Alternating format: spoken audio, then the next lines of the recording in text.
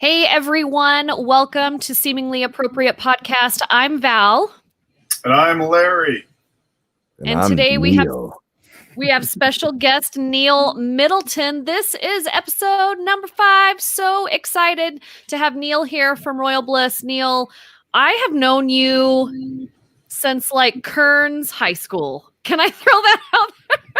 A long time. I didn't go there, but a lot of my soccer friends went there, and my brother-in-law, like you guys all knew each other. So we've known each other for a long time. When we were both starting out, I was like trying to do film at the time. You were doing music. We would kind of throw each other a bone, and now we're both old. Just kidding. We're not old. We're just fun. But today we are going to talk about what music looks like right now during this strange time in a world that I don't think any of us have experienced anything quite like what's going on. I'm in radio and I've been working from home since March, and I was just told 2 days ago I will not be going back into the radio station until after the new year for sure. But not like January 1st, but like not until after. So I don't even know. Mike has been there the whole time, but we have not been in a room or seen each other since March, which is crazy because we're partners. I find that kind of amazing, actually. They must feel like you do it well from home, but this has nothing to do with our topic here, but I've been to work like every day as normal, except for maybe 10 days. Well, and remind everybody what you do, though, because what you do is a little different than what we do. We're all in the entertainment business, but like 3 different things. I work for a TV station and do lots of news, do writing and social media and marketing of content and some video. I do all that kind of stuff. And there are people who do my job from home. I know some of my, the people who do the equivalent job at other places in Utah are home. But I have not been. I do wear a mask, which is less fun than wearing almost anything. But I just can't imagine doing what you do from home. It's not fun. I got to tell you, like, there's something about when you're doing a performance or when you have a partner, like in my job, where you are talking and you have this energy back and forth that you're playing off of each other. Or like right now, usually I'm hosting concerts at USANA or at the Gallivan Center, and it's the energy from all the listeners and all the fans that are there. But I've been stuck in my basement since March, mainly not wearing pants. I'm just saying, like, most of the time when I do these shows, I'm not wearing pants. But Neal, like, as a musician, what have you been doing since February, March? Well, I mean, instantly, you go into, panic mode first and foremost, because we had about 136 shows canceled. And it's in panic mode, like, oh my gosh, what are we going to do? We had labels looking at us. We have all these things. Our single was climbing to reach top 20. It broke top 20 in March. So we're just like, crap, here we are, finally starting to make progress and start to do really well and have all these festivals, an amazing year, and then just yanked out from underneath us. And we also own a live music venue. So it was at the same time where the venue got shut down, the bar and the band. And so it's just like, oh crap, like what's the next move? But, we're artists. So, we got creative instantly. We're just like, all right, we got to figure out live feeds and how we can broadcast live and still entertain people and try to keep a sense of normalcy and some positivity in the world, which is what music, that's the one thing I think we're missing most right now, like between the lack of sports and the lack of concerts, is something that everybody can come together and agree on something, like there's so much diversity, like so against each other. And it's just this separate terms, like with politics and everything else. And music's always been the thing that it doesn't matter. You don't think about who you're voting for or whatever's going on if you're wearing a mask or anything like that when you're at a concert or you're at a live music event or a entertainment, like, sports or something like that, where everybody, you hit a home run, everybody's high five and you don't really care what the other person's beliefs are. But it was just like, all right, we instantly got into creative mode. Like we looking online to figure out how we can do live feeds and get proper recording and not just be recording off of our phones. And it evolved, tons of the musicians that I talked to and music producers were buying up all the gear that you needed to be able to perform live. Like everybody, like everything was selling out left and right. And like me right now using this mic and headphones and my little Zoom recorder, I didn't know how to do that before all this right now. So it's like you figure out, and there's tons of bands out there doing this. Like I know my buddy Shim, who we did this single with, he was a singer of Sick Puppies, and he's doing like a Twitch stream and Facebook Live, and he's writing songs with people and doing all these things every single day. He's in his studio being creative and doing things like, and all these musicians had no idea how the hell to do that before all this.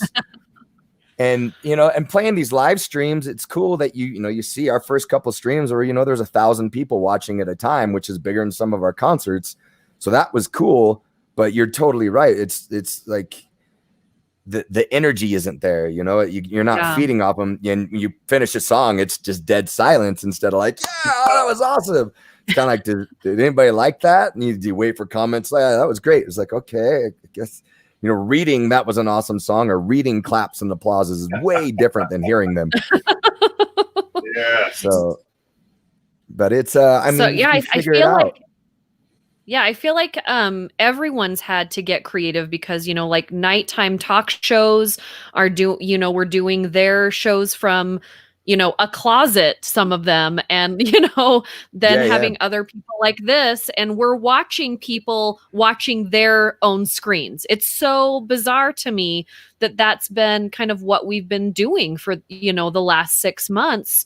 And everyone wants music so bad right now. Like everyone just wants concerts. Europe just had a concert, 2,500 people, and they basically put all of these metal high stands up. Yeah. And like, I'm talking to my boyfriend who is into way scream metal. So like, he's used to being up front, everybody's in each other's way. And for me, I was like, this concert venue looks awesome. We all have our own little area and we can sit down and you can be outside and you can hear the music. He's like, no, I want the sweat. I want the pushing. I want to be like right next to the front of the stage. And I'm like, I just want live music.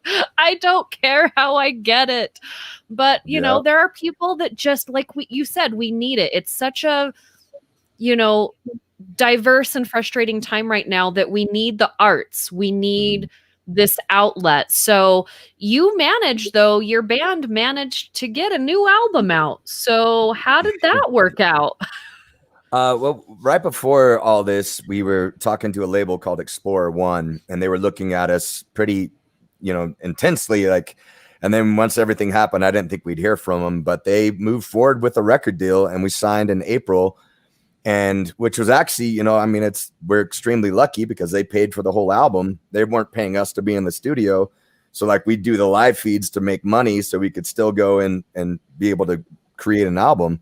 So yeah, over, you know, May, June, July, basically we've been working on this record, and it's done now. Now we're just waiting. We're getting mixes in, and we just released a new single on Friday, and we have a new music video coming out. And I mean, we're just moving on, almost like everything is normal to a certain degree. I mean, we've actually started playing concerts again. We went out on the tour last weekend, and did 4 dates out in the Midwest, and we're opened at the Royal, where we can have, you know, 20% capacity, and, you know, we're able to get about 75 to 100 people in there that are all in seats. You know, they wear a mask going in, everybody's, you know, temperature's taken. And, but man, I'm the first time walking on that stage when we were able to play in front of 50 people first was just like this, oh my God, feeling of just, wow, this is why I do it. Just being in front of people. And there's people in the audience crying. There was one guy that was crying the entire time. And he's just like, I don't know what came over me. He's like, I haven't seen a concert in 3 months. And just being able to see live music again, it moved me. He's like, I can't even explain this right now. I'm like, even talking to you, he's not like a teary guy, but and that's happened multiple times on the concerts we did last week, where, you know, a couple girls came up and a lady that was 71 years old was just like, thank you for doing this. Like, I don't think people realize how much music is beneficial to the mind, you know, the mental state of people, where it's their medication. I keep, you know, kind of, it goes along with our single being called Medication, but it's it is that it's medication for me. Like I sing music because it's my therapy. It's what I need to get stuff out of my head. I need to get it out, and the audience has always been my therapist, where every night people are always like, you just seem like you're so into your music every night. And it's because it's true. I'm telling stories of my life, and it's my release. It's my yoga. It's my walk in the park. It's my whatever. It's my therapy. And I think the live concerts are the therapy for a lot of people. And so many people are missing it right now. And I want to get back to regular touring and figure out the responsible ways to do it. And the whole thing in Europe, it's cool and all, but I looked at that and I'm like, I would be miserable. I'd rather be sitting at home, like all that far away. And, you're trapped in a little cage to watch a band. I mean, you want to be able to dance, and it's about connecting with the people around you that you all agree that you love this band or you love this team, where you're all there together. And it's that energy that everyone creates where there's no restrictions. But it's, you can't really do that safely right now. But, but having that cage around you, at least you can walk around to somewhere else where you're 6 feet away from somebody and still dance, I don't know.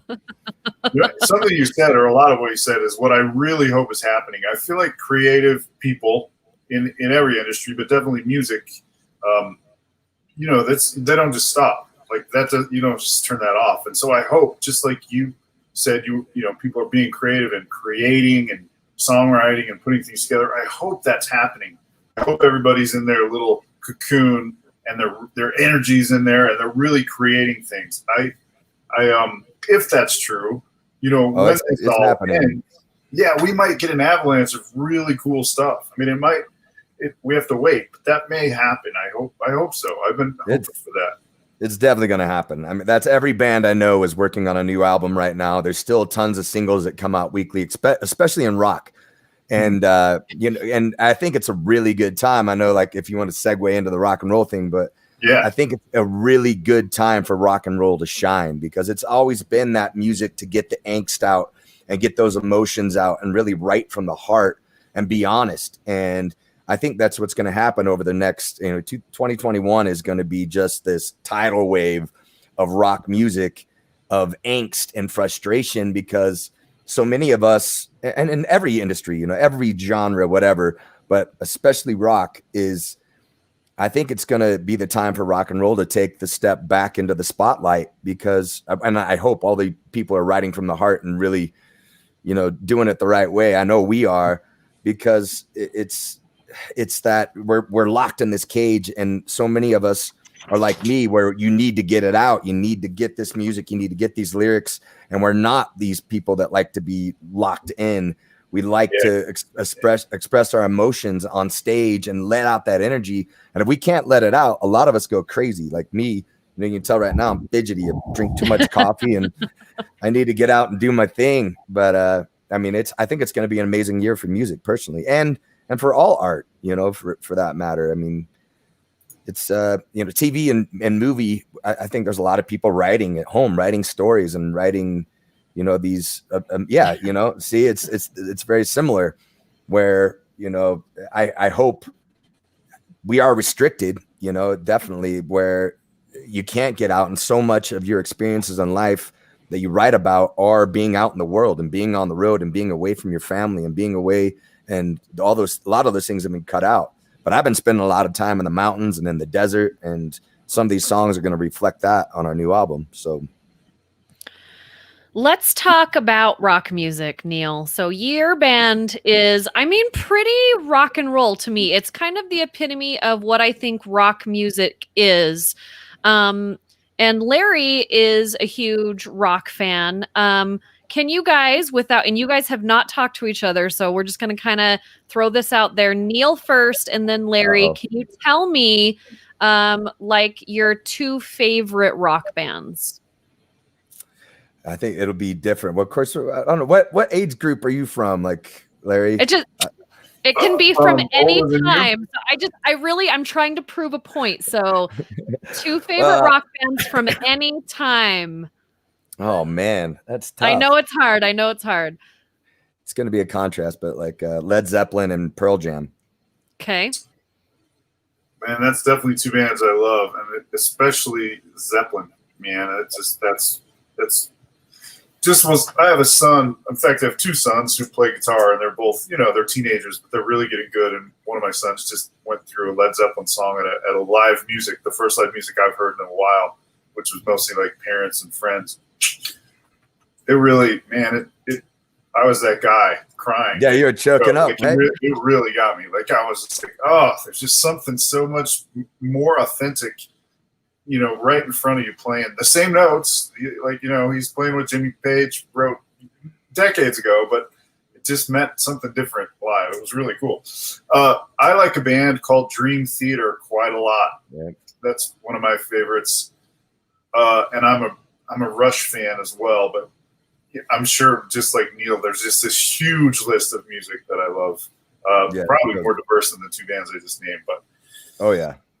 So it's hugely diverse. It's hugely diverse, Larry. Yeah. Like, as I was trying to research for this topic today, and it all came up because my friend Mike Parsons, who's on the radio with me, he's been in music and radio for a long time, like 35 years in radio. So he has seen how radio has taken rock music and pop music, and kind of it is this blurred line of area. And he's like, these rock categories now are very different than they used to be, and they kind of blur between pop and rock. And so we're going to kind of talk about that. But Larry, what were you going to say?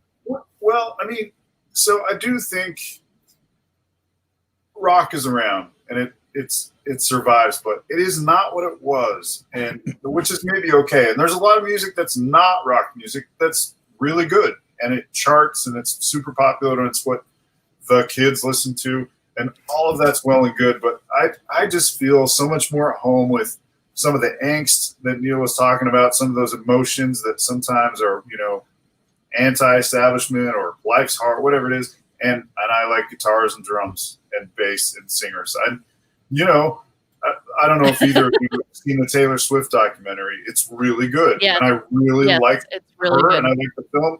Cool. But that is not what I want to turn on, at certain moments. And watching her compose music with her producer, it's just as much about the production as like the song, and it's not a rock band. It just isn't the same. It just doesn't speak to me in the same way. And well, let's go backwards really quick. I kind of want to go back. So I was born in 1979. Okay. So I went back to the 70s, and here are some of the rock bands from the 70s: Led Zeppelin, Rolling Stones, Black Sabbath, the Beatles, Pink Floyd, Aerosmith, Deep Purple, AC/DC, Fleetwood Mac, Lynyrd Skynyrd. And then you go to the 80s. Def Leppard is still there. Then you have Motley Crue, Bon Jovi, Guns N' Roses, Aerosmith, Journey, Iron Maiden, Judas Priest, and Whitesnake. Then we hit the 90s. You left out one of my favorite bands. I can't name all of them, man. I can't name all of them. Really important ones. Metallica surfaced in the 80s. Yeah. Yes, Metallica. I would have to keep scrolling. The Scorpions. I can keep going down this. I can scroll. Kiss. U2. Like Queen is still in there. Okay. So you got it. Okay. Carry on. So 90s. I'm just trying to you can see how things have changed, because now when we get to the 90s is kind of where it started getting squishy, because we have Nirvana, Pearl Jam, the Smashing Pumpkins, Green Day, Soundgarden, Red Hot Chili Peppers, Stone Temple Pilots, Alice in Chains, Nine Inch Nails, Foo Fighters, which is one of my favorites, and No Doubt is on this list. That's where it gets, and music should evolve, just like movies. I'm a film lover. I'm a music lover. My dad is a jazz musician. Jazz music also all over the place. If you follow jazz music, like there's so many different kinds of jazz music. But why is rock music kind of so hard to pinpoint and say this specifically is rock music? So I want you guys to answer that. Who wants to go first? I mean, our guest should have the privilege to go first. I don't think it's that hard to classify, honestly. I maybe don't buy that premise. I sort of blabbered it before, but it's sort of guitar based and drum based and vocal based. To me, that's rock, and that goes back to the 50s and the 60s, like the guys who sort of brought it to the forefront. Of course, often blues based, but not necessarily. But I don't feel like. Yeah, there you go. Like, exactly what I'm thinking. Exactly. So I don't know. I don't know that it's that hard to classify. I feel like still, when I turn a song on, I can still feel like that's a rock song or that's not a rock song. Now, that doesn't mean anyone in the world agrees with me, but for my own self, that's how I feel. I just think it's a very broad list. I mean, it's, like Larry's saying, guitar, drums, bass driven, vocal melody, based on a rock singer.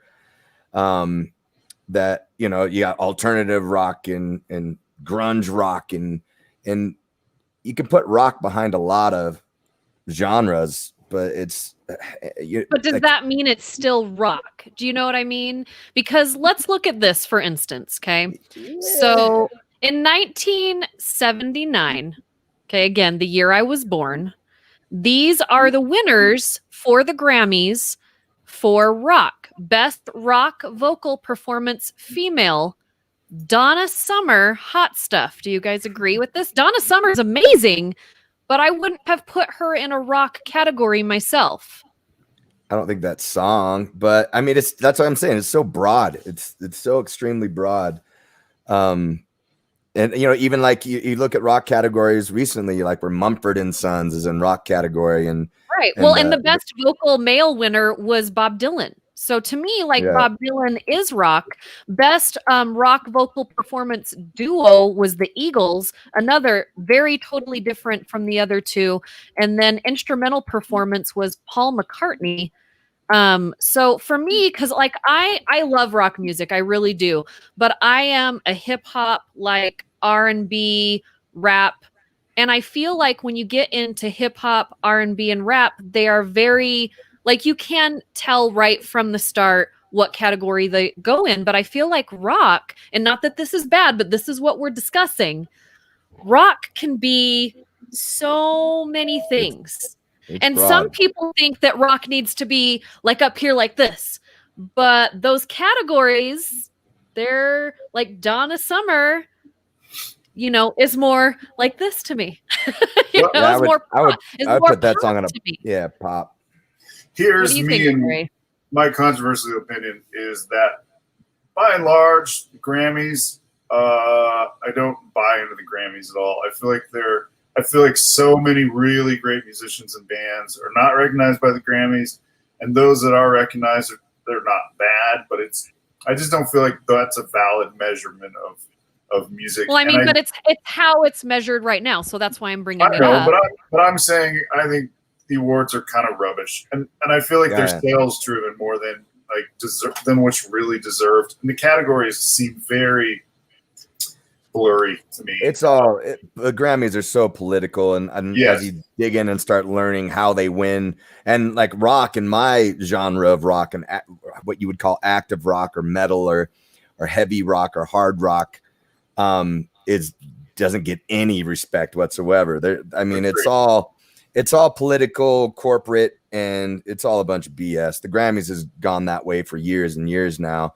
And the Grammys also, for somebody, so for you two that are hardcore rock people, and Neal, you're a rock musician, and Larry, you're not more mainstream, but for someone like me, which is I think what the Grammys goes for, which is 80% of the country will watch the Grammys, they will get to know a new artist that really isn't a new artist, and then we go by and it's lost her. I lost you, Val. Yeah, am I here? Can you hear me? Yeah, you were frozen. Can you hear me now? Okay, sorry. But behind the scenes, it might be very political, but it does make people aware of this, which is crazy to me because last year when I watched it, it's part of my job to watch the Grammys and talk about it on the air the next day. But in the rock category, you had Cage the Elephant against the Cranberries. I just laughed out loud. Yeah. We play the Cranberries on B98.7, which is a mom pop station. How is this in the rock category? So I get why you guys say it's political. You guys aren't picking, like, rock bands aren't picking where it goes. But it's very confusing to people like me. That is who the Grammys, that's who they hope are watching, is us, to go buy the albums of these people. And I'm looking at it like, I don't understand what rock music is anymore because it's so confusing. If I were king of the world, which I'm not, but maybe should be in some instances, even the Rock and Roll Hall of Fame has a lot of stuff that's not quite rock and roll. It should be the Music Hall of Fame.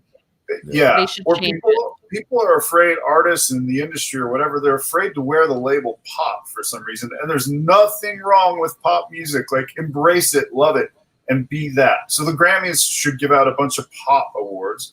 And if they do. Again, if I was king, I know they do, but they, the term rock gets abused in my opinion. Yeah. So we just don't. Yeah. If I were We're king not of the world, represented. that would change. And the Rock and Roll Hall of Fame would maybe sit next door to the Pop Hall of Fame or something like that. Yeah, I just think they need to change it to Music Hall of Fame, because when you have Janet Jackson, who was it last year? It was like a plethora of totally different musicians getting inducted into the Rock Hall of Fame. It should just be the Music Hall of Fame now. But of course, this is what the episode is about, is what happened to rock music. So for me, I feel like I'm hearing rock music has always been here, but people happen to rock music. And so how does real rock music, like Neal, your genre of rock music, how do you get seen and heard in this genre that's not getting recognized or is getting very diluted? What do we need to do? It's music, just like so many trends in the world, is such a cycle. And I'm hoping, and the rock community has been waiting for the moment where rock kind of takes the spotlight again.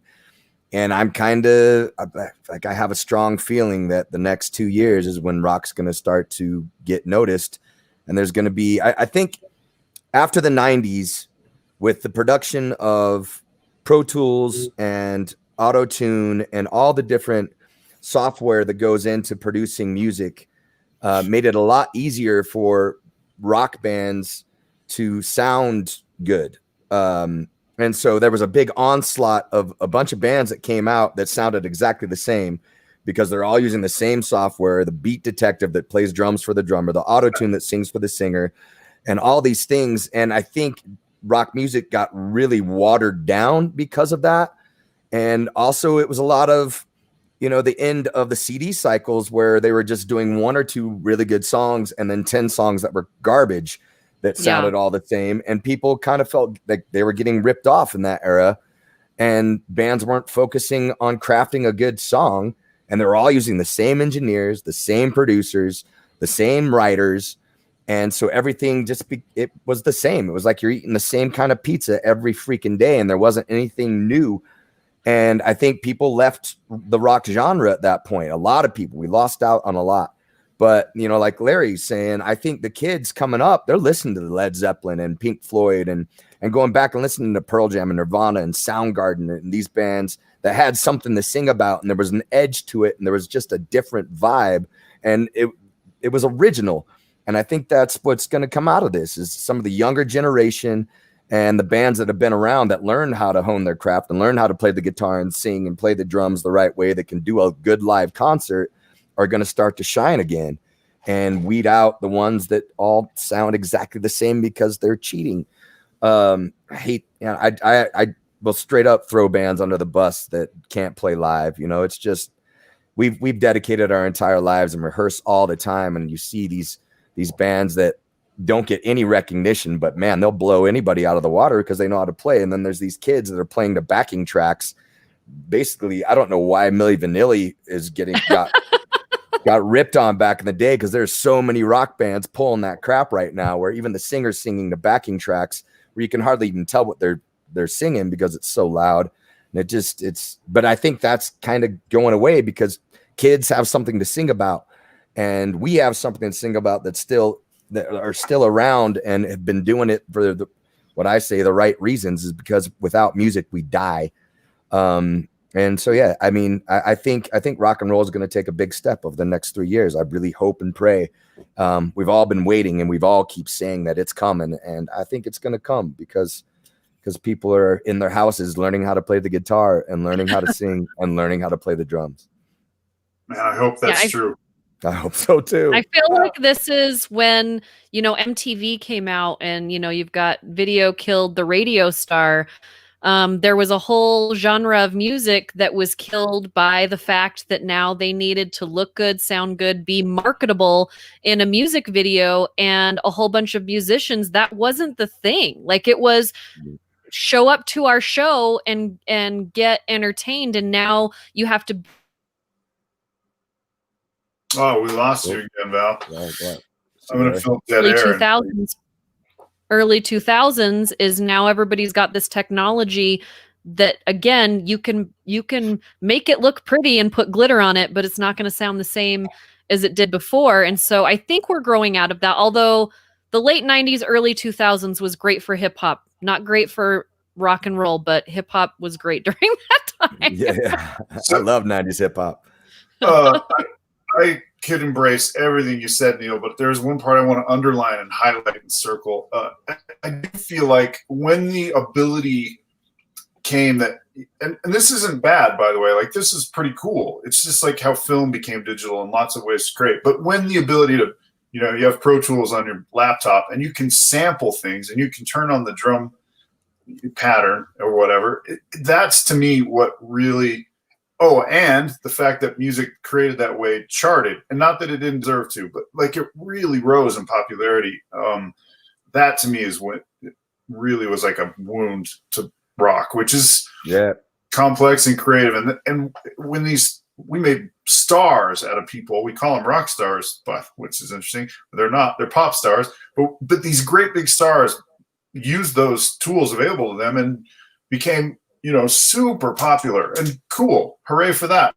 But man, like I guess I said before, it doesn't, at least me, I guess I'm an old guy, but it just doesn't resonate quite the same way to me. Yeah, and it goes into the studio, where like the engineers back in the day, they weren't mastering the software. They weren't mastering that. They were mastering how to mic an amp and how to mic the drums and, what microphone worked best for the singer and all these different elements that created a unique sound. Yeah. And instead, now it's like they're going in and they're triggering the drums. So it's like, Bonham's drum kit from whatever, like, they're everybody's using the same kick drum and the same snare and so many of the different plugins that you can use. That's why I think it lost the uniqueness. And rock is based on, like the way they did so many of the Beatles records and Led Zeppelin records and all those were all these creative ways to mic the instrument and these different amplifiers that you'd use and these the tube amps to, the Roland, the Leslie, like let's mic this and put a distorted guitar through a Leslie, the Leslie speaker and get a cool, unique sound. And I think that's where it just all started sounding the same. And without anything unique, that's what people grab onto. That's why, Teen Spirit kicked everybody in the ass, was just like, whoa, what's this? Because it was different sounding. But I don't know. I just think we need to go back to being a little bit more creative and artistic, especially the engineers, instead of just, let me just Google search a plugin that's going to make you sound cool. I could not agree more.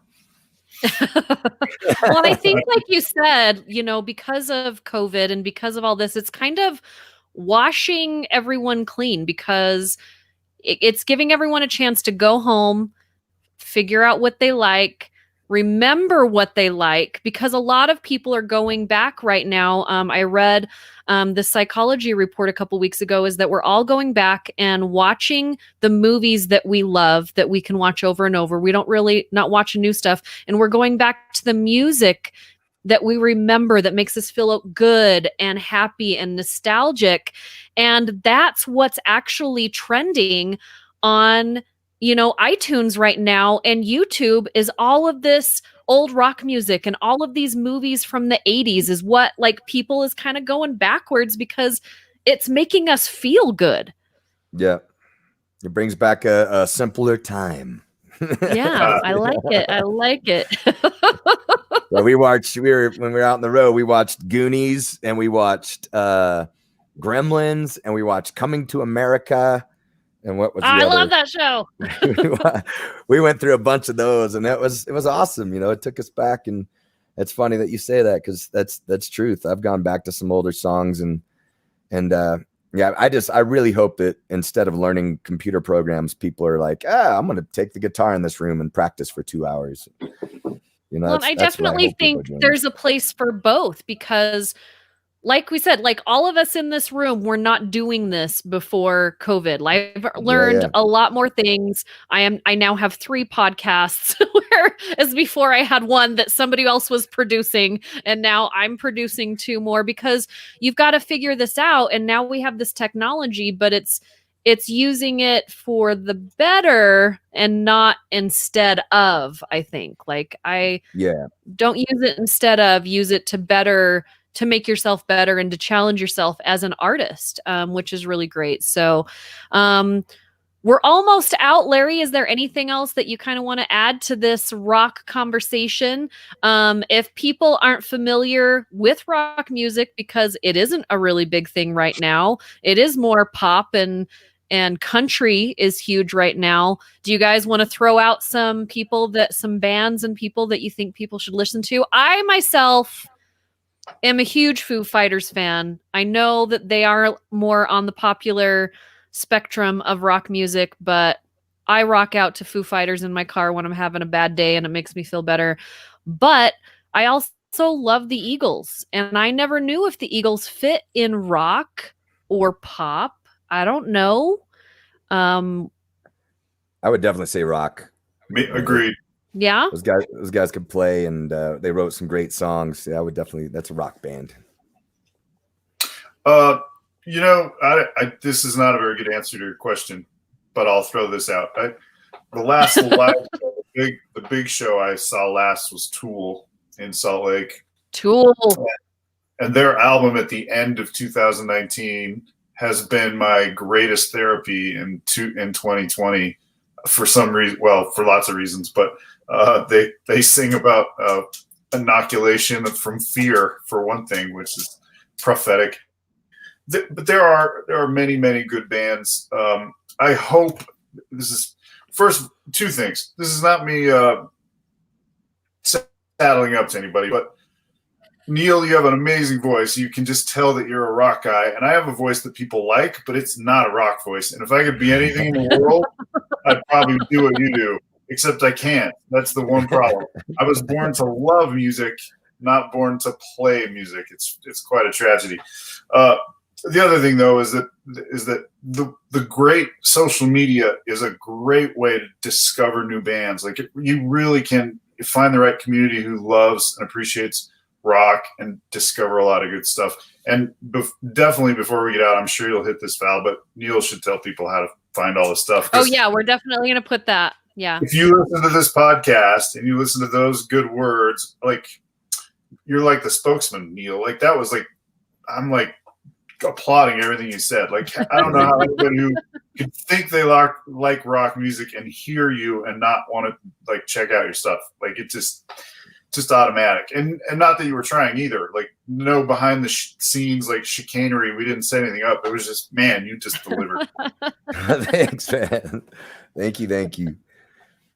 As far as like bands go, that I there's a band that we're friends with called the Black Moods. That's just a really good rock band. It's a 3-piece, and man, they shred. They write great songs, and they're happy songs. They have a song that just came out called Sunshine, and it's that good rock and roll that, it'll take you back to the 80s and mixed in with a little bit of today. I absolutely love those guys. So check out the Black Moods. And for me, I listened, like Larry said, a wide array. I love a band called the Lone Bellow. And my favorite band right now is probably the Head and the Heart, believe it or not. And they're more of a folky kind of But I just love. I'm a lyrical guy, so I love the lyrics on their music. And with some people, you definitely are a lyrical guy. Like if you've never been to a Royal Bliss concert, and I haven't been to one in a while because they're sold out and packed. Before COVID, like the last time I actually got to see you guys was like 5 or 6 years ago, because I can't, like, you're tight like this. So now that COVID, maybe I can actually go see a show because there's, 50 people. It'll feel like my own personal show. But everyone is singing your lyrics like you wrote it for them. If you've never been to a Royal Bliss concert, you've got to go, because I feel like your fans are some of the most passionate fans. And I've been to a lot of shows, been to a lot of concerts. I work in radio. It's kind of my job. But I've been going to Royal Bliss concerts since 2000. I went to one when I was pregnant with my daughter, and in 2001 as well. I remember that show at Liquid Joe's. But yeah. And, but people they memorize your lyrics. They sing it loud with you to the point where sometimes I can't even hear you, because they feel like you've written everything for them. And I was so excited when you agreed to do the show, because to me, you are the epitome of what a musician is. For me, music means that somebody has written something that makes you feel like a part of your life has been explained. I don't know if that makes sense. Does that make sense? Like, it's so therapeutic, and everyone has a song or two songs that when you hear it, you remember when your mom died, or when your kid was born, or when you met the love of your life, or it's just so powerful. And there are so many songs for Royal Bliss that I know make people feel like you plucked it right out of their soul. So I commend you for that. I have posted right here on this feed your Facebook page, but I will also be posting where they can find your album. But why don't you tell everybody how to find Royal Bliss if they haven't found you, where you're going to be, if you're going to be somewhere coming up, just everything they need to know about you guys. I mean, royalbliss.com, super basic. Royal Bliss Band on Instagram. If you look up and you find us on iTunes, Spotify, YouTube, Royal Bliss Band, I think we just barely, so like the new record label kind of took over everything. So everything's kind of a little jumbled around, just look up, Google search Royal Bliss, and you'll find everything that you would want to see, like tour dates. We do have tour dates coming up in October and November. Fingers crossed that they happen. It'll totally depend on the venues and the regulations. Oh yeah.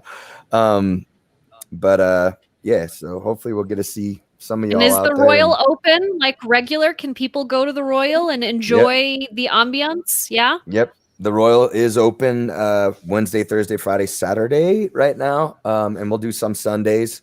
I'm actually going to play a little acoustic set because we have a patio right on the river. So outside, and we keep everybody socially distanced. Our bartenders are masked up, gloved up. I mean, we do everything we can to keep everybody healthy and feel, safe as well. And that's the most important thing for people to feel comfortable coming to a venue to listen to music. So yeah, come check out the Royal. And I know a lot of other venues are kind of watching what we're doing and starting to do the same thing. So I think we can do it responsibly. And but it also requires the people to be responsible. So come and check out Royal Bliss, check out the Royal, and check out the Black Moods, our buddies. And we got new music coming. Our new single Medication just hit. So look it up. Nice. We just got a comment from Kevin down here. He wants you back in Oklahoma. So if you can make that happen. Tulsa. Yeah.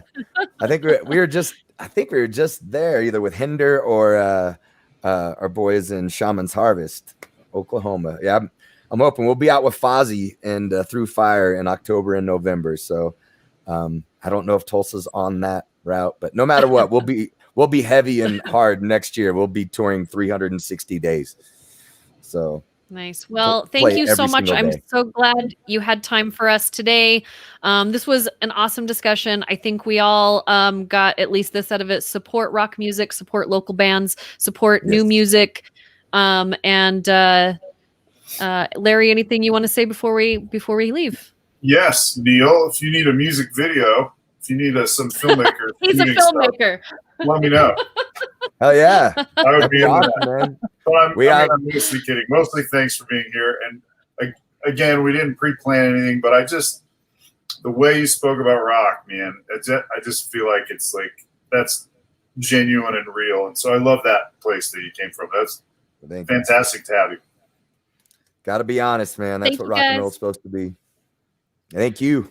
Cheers. Thank you guys so much. We'll see you next time. All right.